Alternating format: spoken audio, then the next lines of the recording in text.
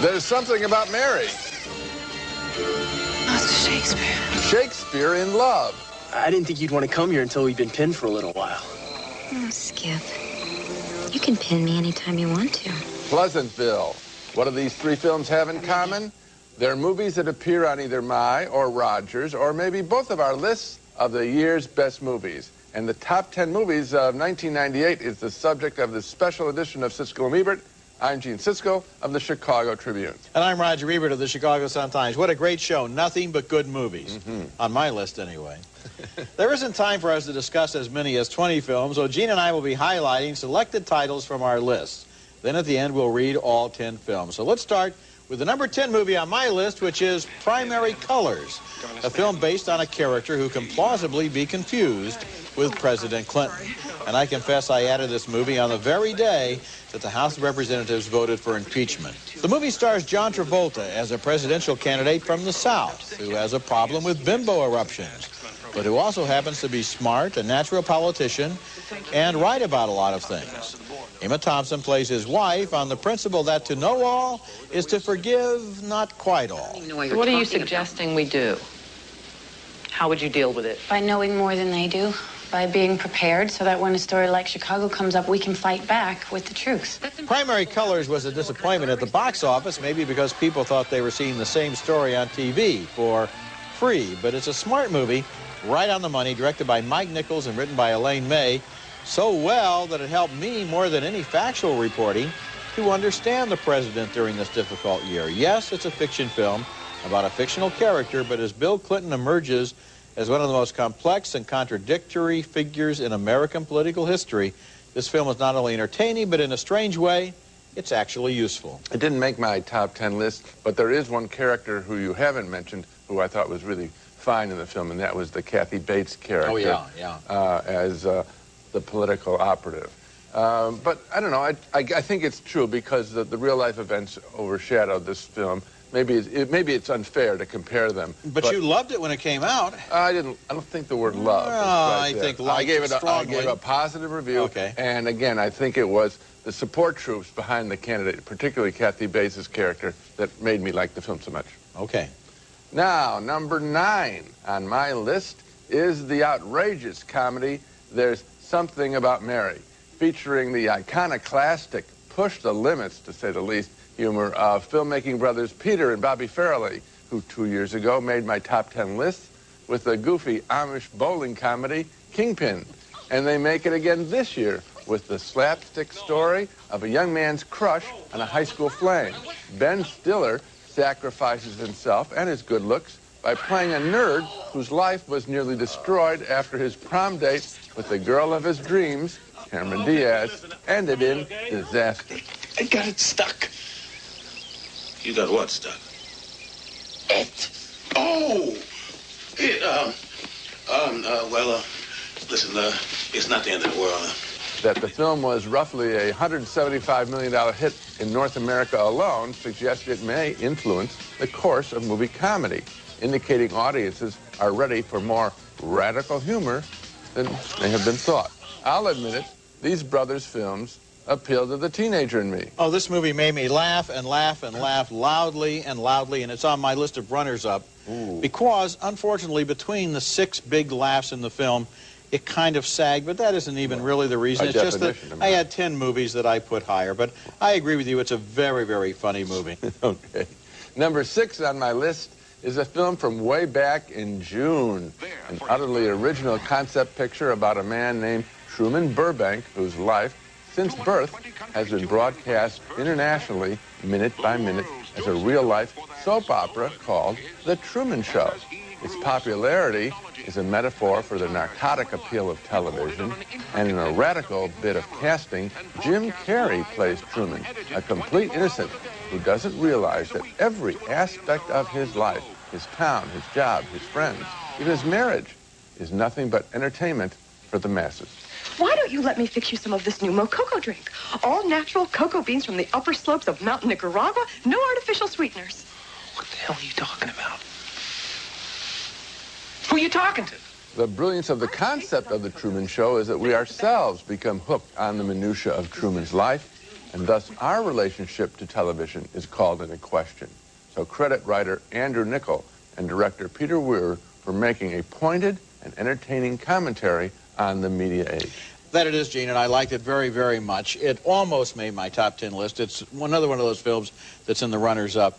And Jim Carrey... Did you this year have a long list? You know, frequently, to fill the top 10, you know, I have about 8. Uh-huh. This year, I had about 16. No, I didn't give 4 stars to that many movies this really? year. I gave 4 stars to about 8 movies altogether. Mm-hmm. And Truman Show got 4 stars, but didn't make the list because I look at them afresh at the end of the year. And I don't know why it didn't, except once again the other 10 were more compelling to me. It's kind of a game anyway. But nevertheless, Jim Carrey, very interesting in this film, in a dramatic role that also involves the fact that we like him and the fact that he has superb comic timing. I'm sure he'll be nominated for Best Actor. Oh, I hope so, because he keeps himself in check. And, oh, yeah. And you need sort of this tabula rasa for this film to work, and he does a good job. Absolutely. Okay, next movie, and the next movie on my list is my number 8 film, Shakespeare in Love. It's a sly, lively romantic comedy speculating on young Will Shakespeare early in his career when he was a playwright on the make. Joseph Fiennes plays the bard, and Gwyneth Paltrow is a shoo-in for an Oscar nomination as Viola. Are you the author of the plays of William Shakespeare? I am. Then kiss me again, for I'm not mistook. The screenplay by Mark Norman and Tom Stoppard is clever in the way it weaves in the gradual completion of Romeo and Juliet, so that at the end, the 2 young lovers are actually appearing together in Shakespeare's greatest love story. Shakespeare in Love is a charmer all the way through. I loved it. I did too. It finished number 5 on my list.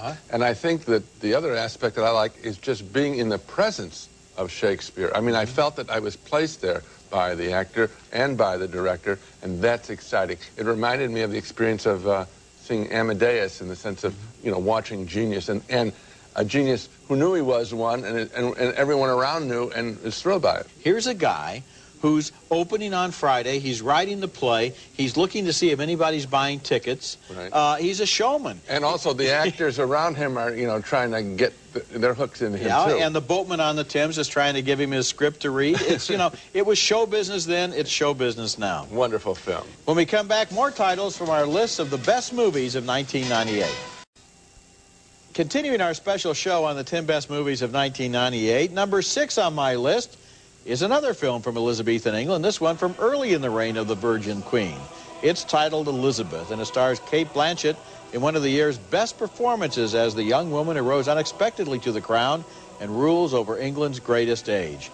She's surrounded by plots and intrigue in a film of astonishing beauty. Madam, the bishops are against you and have no fear of you. They do not expect you to survive. Elizabeth was directed by an Indian director, Shekhar Kapoor, and he breaks loose from the tradition of masterpiece theater gentility and gives us a court of dark hues and rich embroidery, photographed through silks and screens, as the young queen negotiates her hazardous early years on the throne.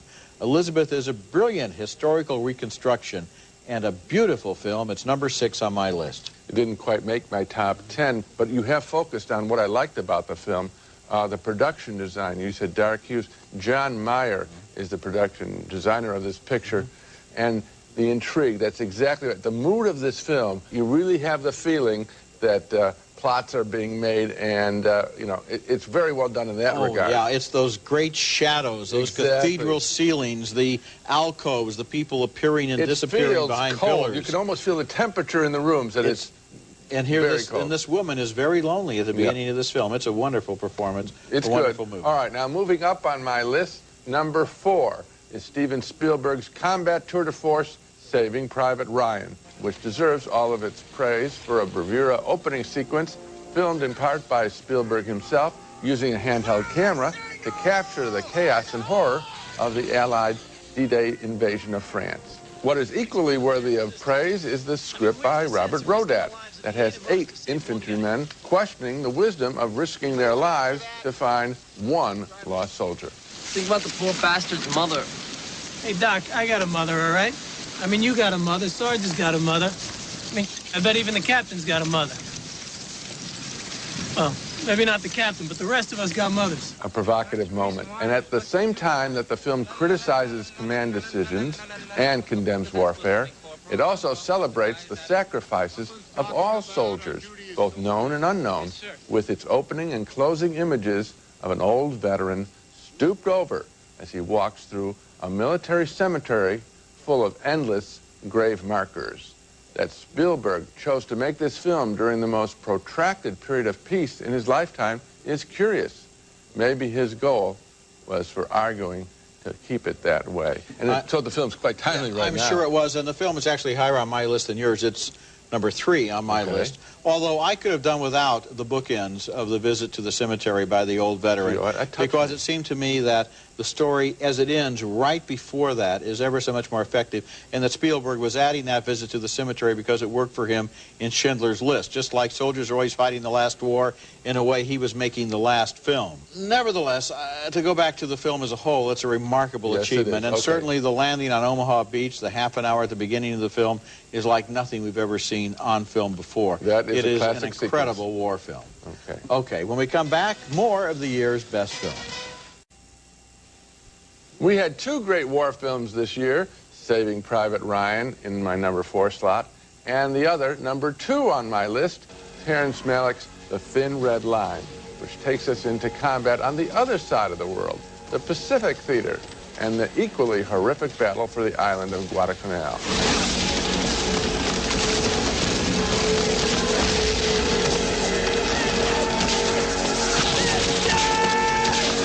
I pick one slightly over the other, this is not an exact science, because I suspect the imagery in Malick's film will be more lasting than the emotions aroused by Spielberg. Here are 2 films that are certainly action-filled, but also contain ideas. Well, The Thin Red Line is not on my list of the 10 best films of the year, and although I think it's a good film and a thought-provoking one, I don't think it's entirely successful, and I think one of the reasons it isn't is the uneasy way that the ideas are laid on top of the action and don't seem to fit. I never really believed that these essentially literary and poetic notions would be occurring to these soldiers under those conditions at that time. It seemed like they were visitors from another movie. It's as if a war movie had Malick's Days of Heaven pressed down upon it as another layer, and but it didn't Roger, work. You know the old line about you find God in the foxhole, so people who might not be poetic are inspired. Oh, you find God in the foxhole, all right, but you don't necessarily find the way to write like a poet or like a philosopher. You know, it would have been more effective if the voiceovers had been in the vernacular, I think. Well, I prefer that to the Army grunt. Okay, number 2 on my list is another film where the visual look is a central part of the drama. We had a lot of those this year. This film is Pleasantville, directed by Gary Ross, about 2 modern-day young people who are magically transported back into a 1950s black and white sitcom. They bring with them the seeds of change, and in an audacious stroke of visual trickery, whatever changes appears here in color. You all right?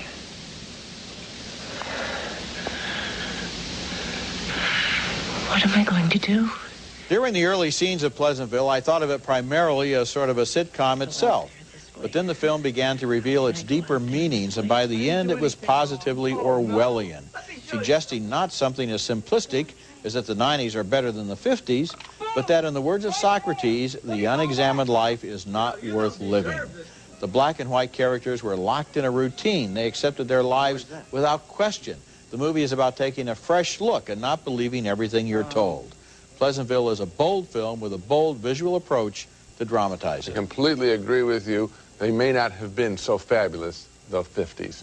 And it does take a while, because you think it's just going to be a put-down of, you know, father knows best. But then the film gets to its serious purpose, wishes to show us what is valuable in a life, what is meaningful. And it starts going through books, art, sex. I mean, that's provocative stuff. Yeah, and just also, those three right there would make me pretty happy. And movies. Yeah, okay. Coming up next, our picks for the single best film of 1998. Now it's time for both Gene and me to reveal our choices for the year's best film. And number one on my list is a movie that I confidently expect to become established as a classic, Dark City, a visionary science fiction epic by the Australian director Alex Proyas. With a look inspired by film noir, the movie takes place in a city which is controlled by the mysterious strangers, who are aliens experimenting with human minds. Every night at midnight, they shut the city down, wipe everybody's memory clean, and start all over again.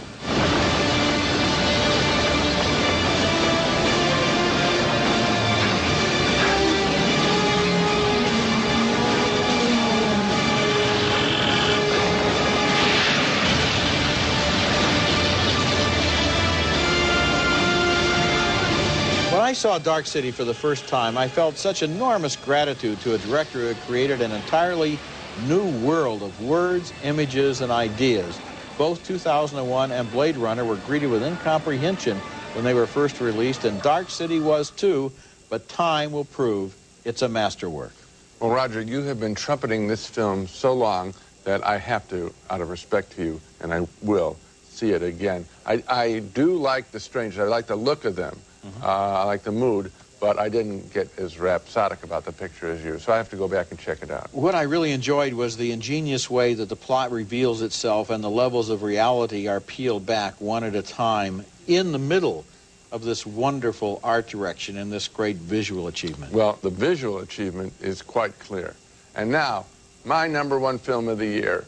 And my criteria for selecting my number one pick has always been that film which best expresses the joy of filmmaking and expands the possibilities of what film can do. And the one film that clearly fits that description this year is, amazingly enough, a sequel, Babe, Pig in the City. In telling the story, director George Miller and production designer Roger Ford have fashioned a stunning set, an amalgam of many cities through which Miller runs Babe and his cohorts, including my personal favorite, Ferdinand, the neurotic duck. Who are these losers? Ferdy. What's going on here? You look different. Yeah, well, this place can really take it out of you. Tell me about it. But hey, I'm with my pig. My lucky, lucky pig. Take any 5-minute sequence of Babe, Pig in the City, and consider the choreography, the wit that had to be involved in its creation. And this choice seems obvious. Roger, do you remember how jacked up we were when we first reviewed it? We haven't been that excited about a movie in quite some time. This was an easy choice for me. Well, it's also number 7 on my list, Gene. It's a great film. It's a wonderful film. It's a magical film. It's an entertaining film.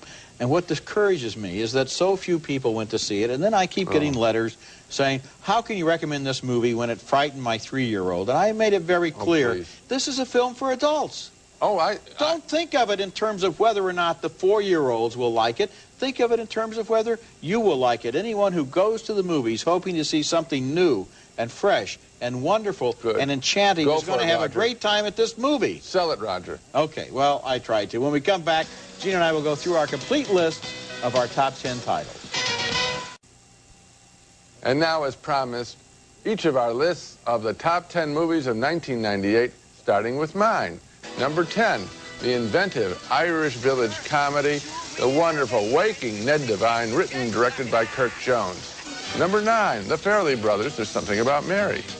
Number 8, Simon Birch, written and directed by Mark Steven Johnson, about a little boy who challenges every one of us with his faith in God. Number 7, Antz, directed by Eric Darnell and Tim Johnson, with a Woody Allen character adding adult appeal. Number 6, The Truman Show, directed by Peter Weir. Number 5, John Madden's Shakespeare in Love. Number 4, Steven Spielberg's Saving Private Ryan. Number 3, Gary Ross's Pleasantville. Number 2, Terrence Malick's The Thin Red Line. And the number 1 film of the year, George Miller's sequel, Babe, Pig in the City. Okay, now on to my list. Number 10, Primary Colors by Mike Nichols. Number 9, Life is Beautiful, the film about humor as a weapon of survival by Roberto Benigni. Number 8, Shakespeare in Love by John Madden. Number 7, George Miller's unfairly neglected Babe, Pig in the City. Number 6, Elizabeth by Shaker Kapoor. Number 5, Happiness by Todd Solondz, a tragicomedy about lonely people driven to desperation. Number 4, A Simple Plan by Sam Raimi, the stunning story of 4 people who think they can get away with stealing a fortune. Number 3, Steven Spielberg's brilliant war epic Saving Private Ryan. Number 2, Pleasantville by Gary Ross. And number 1, my choice as the year's best film, Dark City by Alex Proyas. Now, copies of our lists are available at our newspaper websites and at Siskel-Ebert.com. And next week, we'll be back with another special show, Memo to the Academy, where we highlight the movies and movie makers we think should receive Oscar nominations. That's next week, and until then, the balcony is closed.